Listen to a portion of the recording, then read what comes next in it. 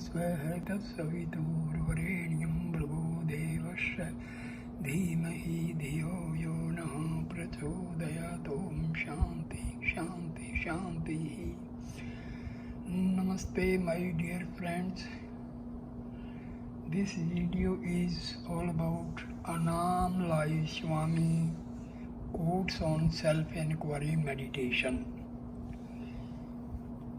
The video starts: if you can be continuously aware of each thought as it arises, and if you can be so indifferent to it so that it does not sprout or flourishes, you are well on your way to escape from the entanglement of the mind. This is told by Annamalai Swami.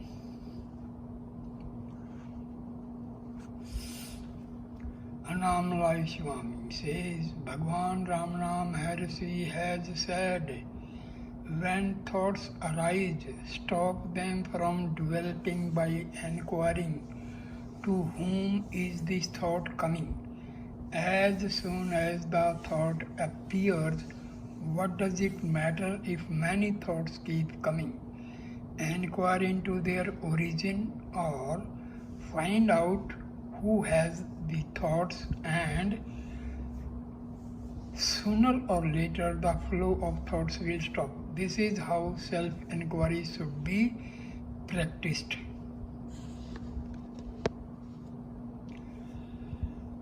When Bhagwan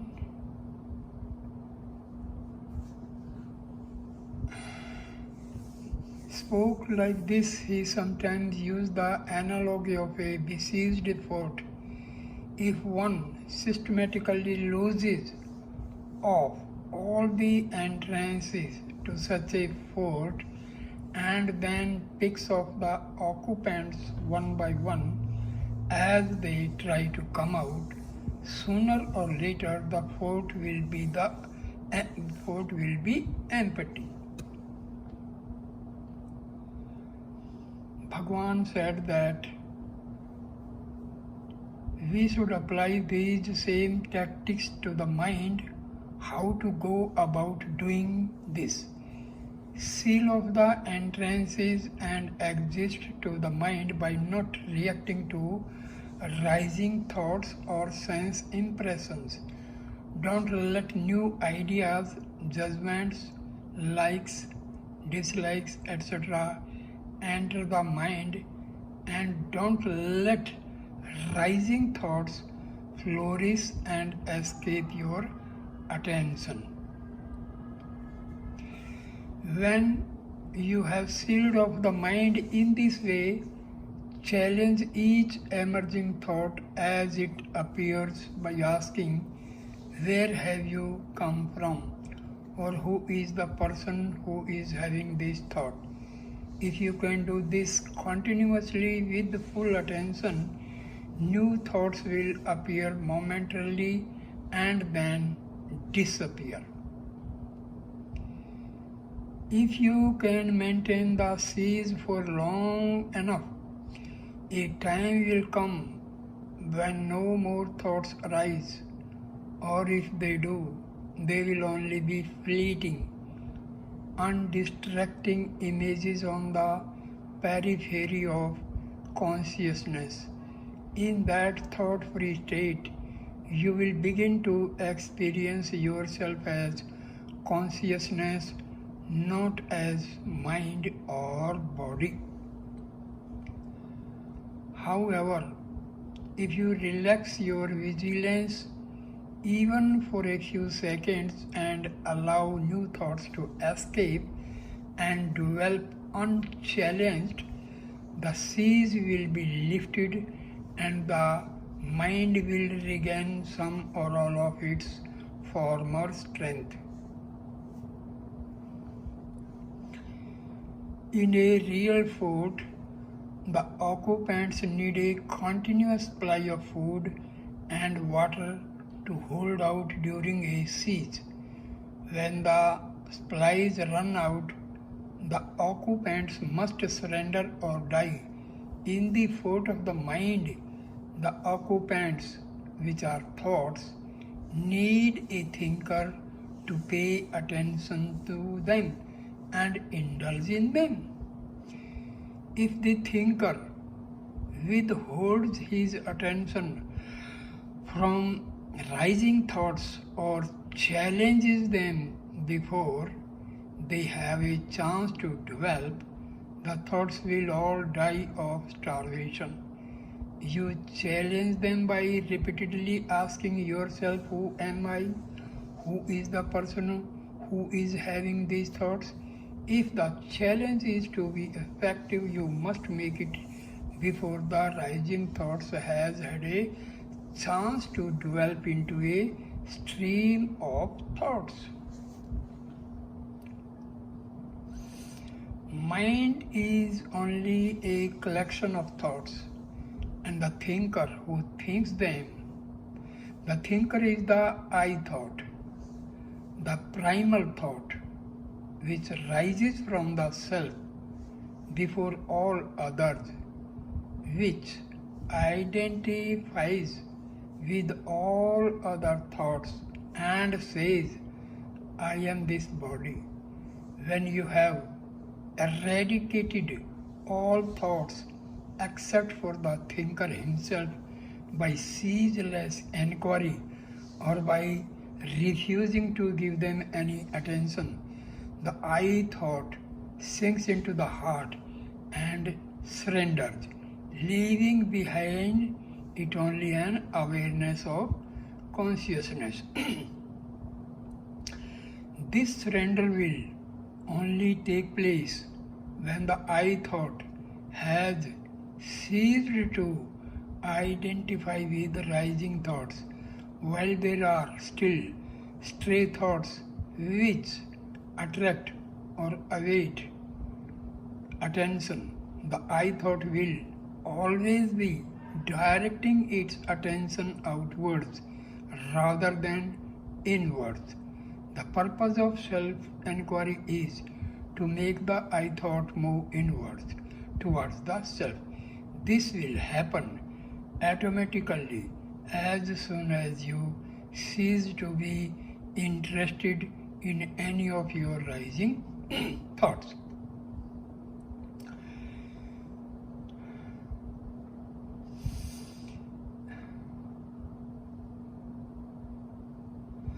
If you are having trouble with your enthusiasm for sadhana, just tell yourself, I may be dead in 7 days. Let go of all the things that you pretend are important in your daily life and instead focus on the self for 24 hours a day. Do it and see what happens. Remember that nothing that happens in the mind is you, and none of it is your business. You don't have to worry about the thoughts that rise up inside you. It is enough that you remember that the thoughts are not you. Go deeply into this feeling of I. Be aware of it so strongly and so intentionally that no other thought have the energy to arise and distract you. If you hold this feeling of I long enough and strongly enough, the false I will vanish, leaving only in the unbroken awareness of the real immanent I consciousness itself. Continuous attentiveness will only come with long practice. If you are truly watchful, each thought will dissolve at the moment that it appears. But to reach this level of disassociation, you must have no attachments at all. If you have the slightest interest in any particular thought, it will evade your attentiveness, connect with other thoughts, and take over your mind for a few seconds. This will happen more easily if you are accustomed to reacting emotionally to a particular thought. Self-enquiry must be done continuously. It does not work if you regard it as a part-time activity. Sadhana is a battlefield. You have to be vigilant. Don't take delivery of wrong beliefs and don't identify with the incoming thoughts that will give you pain and suffering. But if these things start happening to you, fight back by affirming, I am the self, I am the self, I am the self. These affirmations will lessen the power of the I am the body arrows, and eventually they will armor plate you so successfully the I am the body thoughts that come your way will no longer have the power to touch you, affect you, or make you suffer.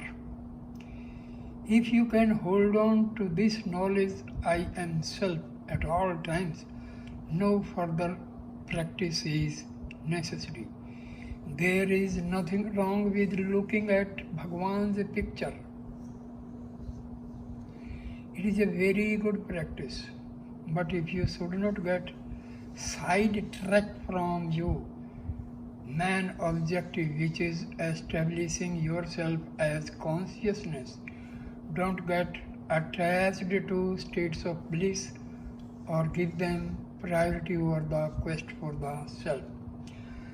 There are so many thoughts in the mind, thought after thought after thought. But there is one thought that is continuous, though it is mostly subconscious. I am the body. This is the string on which all other thoughts are threaded. Once we identify ourselves with the body by thinking this thought, Maya follows. It also follows that if we cease to identify with the body, Maya will not affect us anymore. When the rejection of mental activities becomes continuous and automatic, you will begin to have the experience of the self. A strong determination to pursue inquiry in this way will dissolve all doubts. By questioning who am I and by constantly meditating, one comes to the clarity of being. As long as vasanas continue to exist, they will rise and cover the reality, obscuring awareness of it. As often as you become aware of them, question, to whom do they come?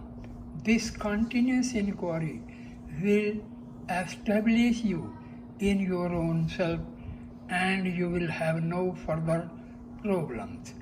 When you know that the snake of the mind never existed, when you know that the rope of reality is all that exists, doubts and fears will not trouble you again. Meditation must be continuous. The current of meditation must be present in all your activities with practice. Meditation and work can go on simultaneously. One must keep one's attention on the self if one wants to make progress on the spiritual path. The thoughts that come and go are not you.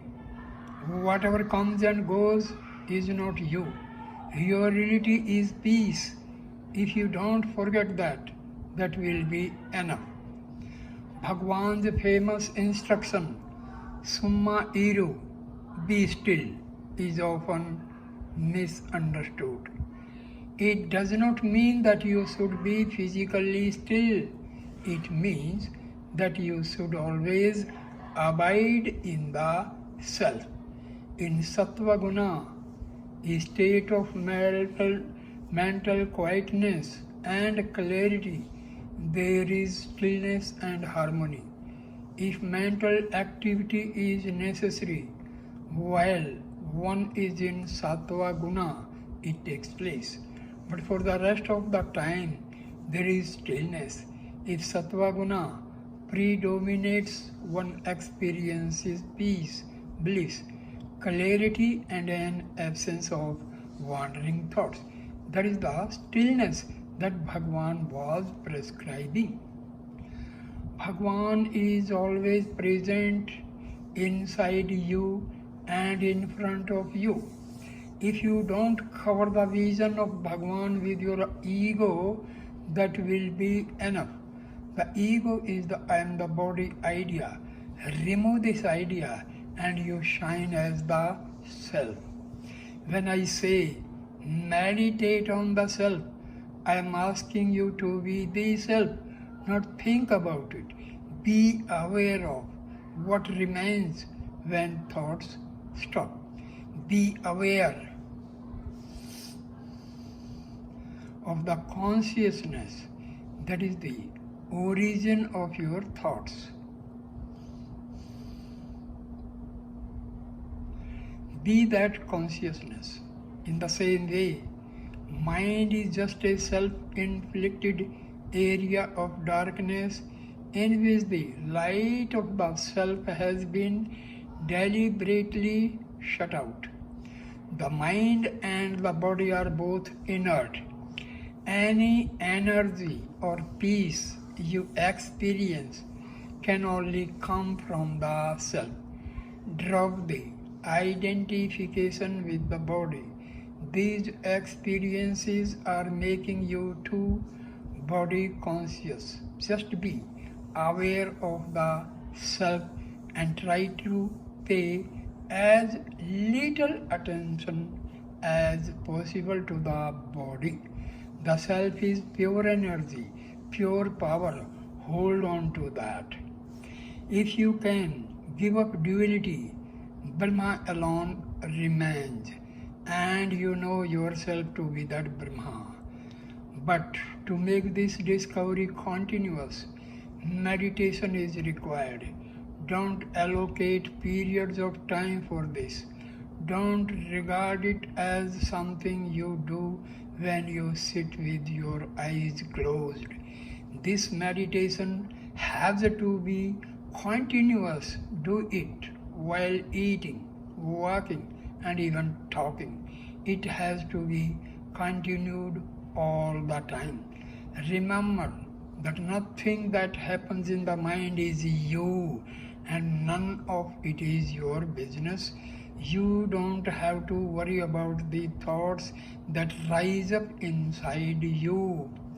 It is enough that you remember that the thoughts are not you. Payumanuvar, a Tamil saint whom Bhagwan often quoted, wrote in one of his poems, "My Guru merely told me that I am consciousness.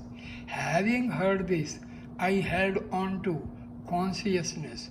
What he told me was just one sentence, but I cannot describe the bliss I attained from holding on to that one simple sentence.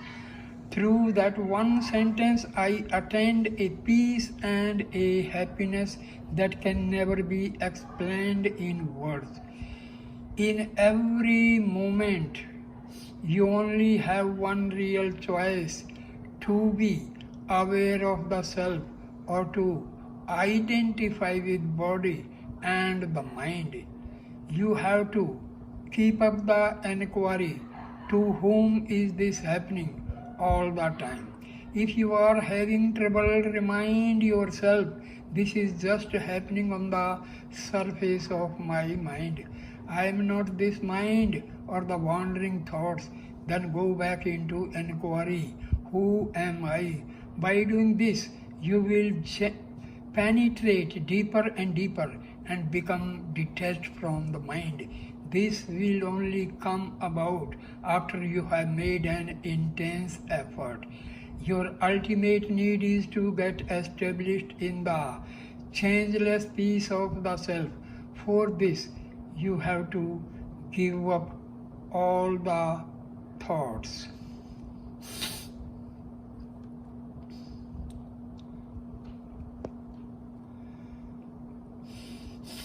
Question.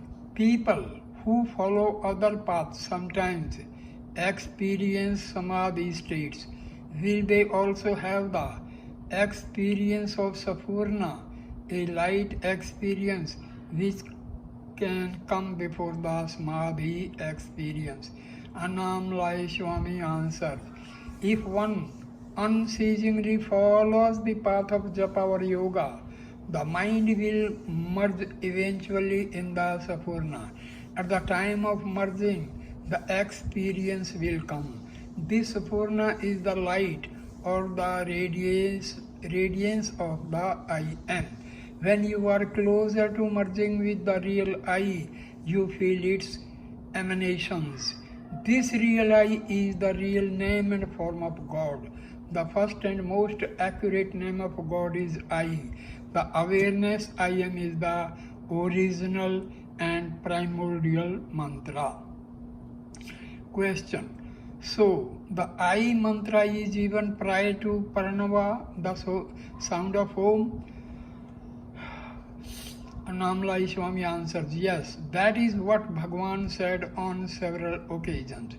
This consciousness, the I am, is existing and shining always, but your awareness of it is obstructed by the ego in just the same way that the shadow of the earth hides the moon during an eclipse.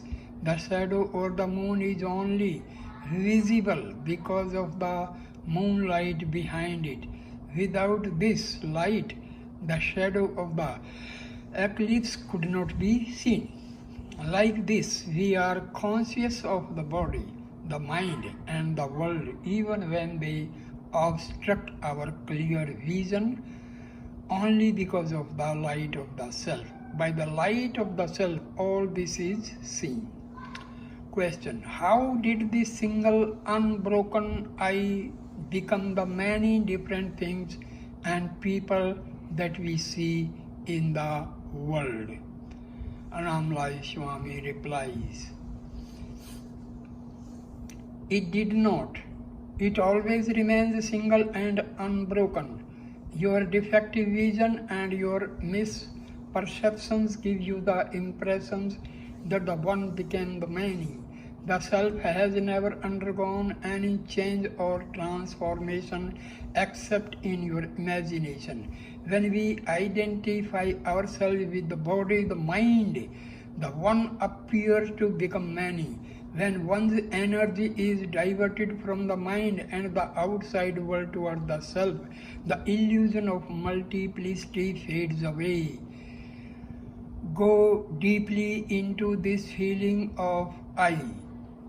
Be aware of it so strongly and so intentionally that no other thoughts have the energy to arise and distract you. If you hold this feeling of I long enough and strongly enough, the false I will vanish, leaving only the unbroken awareness of the real immanent I consciousness itself.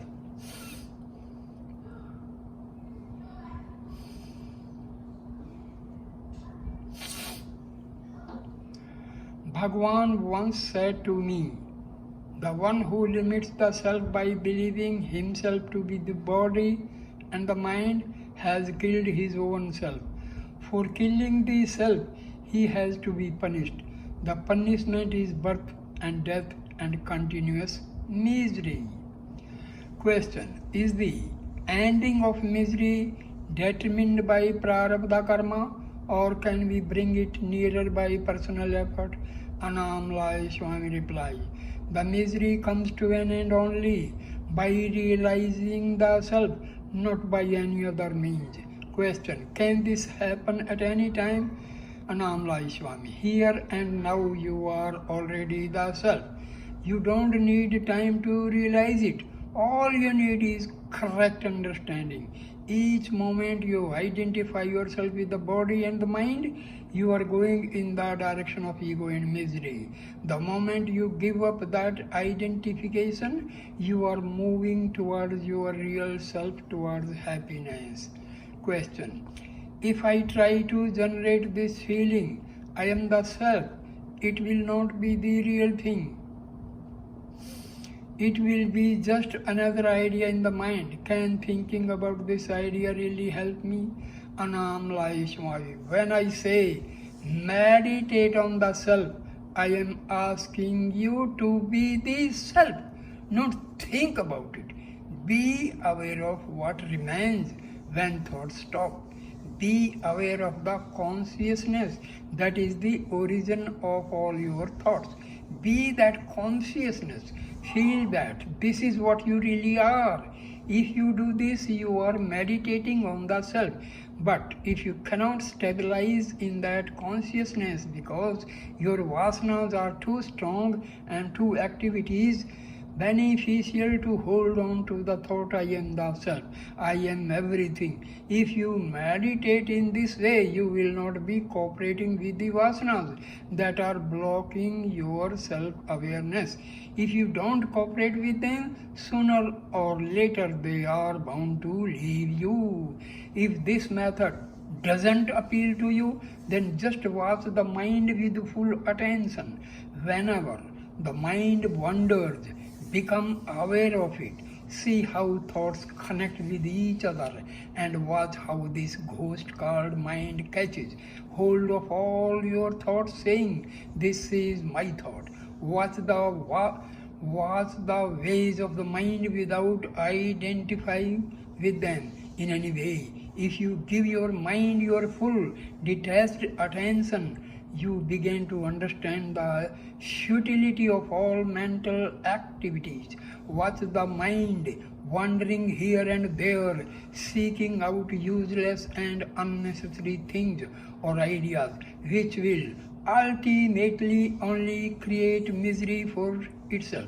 Watching the mind gives us a knowledge of its inner process. It gives us an incentive to stay detached from all our thoughts. Ultimately, if we try hard enough, it gives us the ability to remain as consciousness unaffected by transient thoughts. So, dear friends, here ends this video. Please like, comment and share the video and subscribe the channel. Thanks a lot. Namaskar, my dear friends. Namaste, namaste. Om Shanti, Shanti, Shanti.